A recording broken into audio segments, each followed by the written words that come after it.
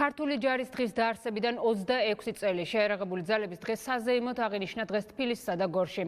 თავდაცვის მინისტრმა ლევან იზორიამ ეს დღე ტელეხიდის საშუალებით საერთაშორისო მისიებში მონაწილე ქართველ მშვიდობის ყოფილებსაც მიულოცა. ტელეხიდის დროს მინისტრმა განაცხადა, რომ საქართველოს საერთაშორისო ასპარეზზე პრესტიჟი სწორედ მათი დამსახურებაა.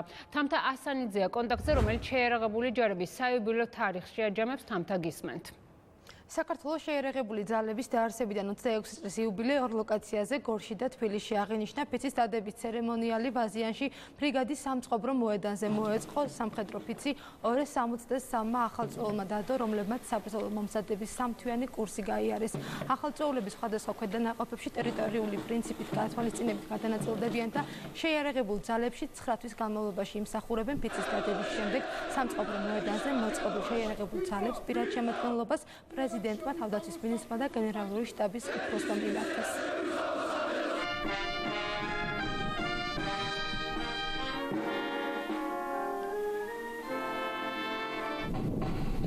თანამებრძოლებო, თქვენ მძიმე და საპატივცემულო მისია აირჩიეთ ცხოვრების გზად. იყო სამშობლოს დამცველი, რთული არის ნებისმიერ ეპოქაში და ნებისმიერ სახელმწიფოში. მაგრამ ეს მისია განსაკუთრებით რთულია, როდესაც ხარ საქართველოს ჯარისკაცი. როგორც თესაც ხარ იმ ქვეყნის ჯარისკაცი, რომელსაც საუკუნეების განმავლობაში მიუხედავად თავისი რაოდენობრივი სიმცირისა, მიუხედავად მტრის სიძლიერისა, ამაყად დაუსახავს თავისუფლება და დამოუკიდებლობა თავის მიზნად. ჩვენ ვამაყობთ იმისთვის, რასაც თქვენ აკეთებთ საქართველოში და რასაც წლები აკეთებთ საქართველოს გარეთ, მაშინ როდესაც იცავთ საერთაშორისო სიმშვიდეს და გლობალურ უსაფრთხოებას.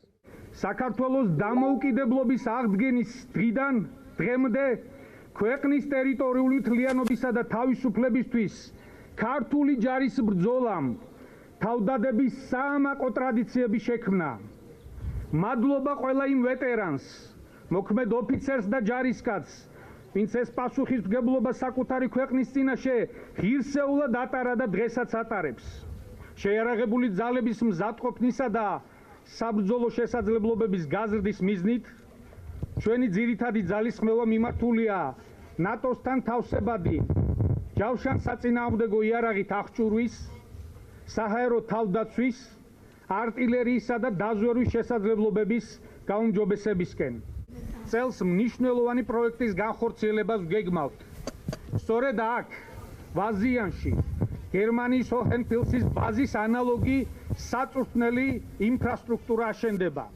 განახლებული სავალდებულო სამხედრო სამსახურითა და კვალიფიციური რეზერვის შექმნით ჩვენ ქვეყნის თავდაცვის უნარიანობასა და საბრძოლო მზადყოფნას ვაძლიერებთ. გორში სამხედრო ქვედანაყოფში გამართულ ღონისძიებებს საქართველოს პრემიერ-მინისტრი გიორგი კვირიკაშვილი და თავდაცვის უწყების ხელმძღვანელი ლევან იზორია დაესწრნენ. მთავრობის მეთაურმა შვილთან ერთად სამხედრო ბაზის ტერიტორიაზე გმირების ხეივანში ნერგი დარგო. ისინი ასევე დაესწრნენ სპორტულ ღონისძიებებს, რაც გორში გაიმართა. პრემიერ-მინისტრმა ქართველი სამხედროების დამსახურებაზე ისაუბრა.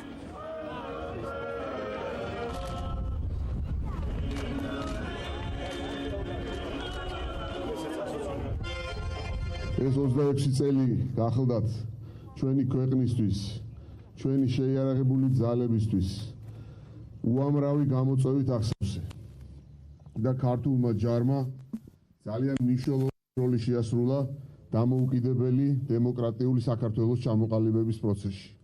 ჩვენ უამრავი გმირობის მაგალითი გვახსოვს მთელი ამ წლების განმავლობაში.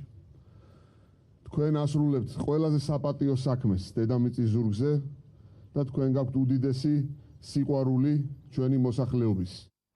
ფიცის დადების ცერემონიამდე ვაზიანში, აფხაზეთში 2008 წლის აგვისტოს ომსა და საერთაშორისო მისიებში დაღუპული სამხედრო მოსამსახურეების სახელობის მემორიალი გაიხსნა. მემორიალზე 104 სამხედრო მოსამსახურის სახელი და გვარია დატანილი.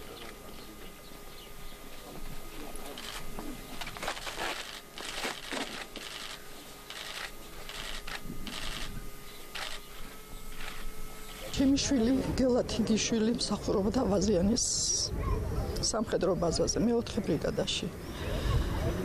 მისი მუშაობა სავალალოდ დამთავრდა, დაიწყო ომი ცხინვალში 2008 წელს 8 აგვისტოს.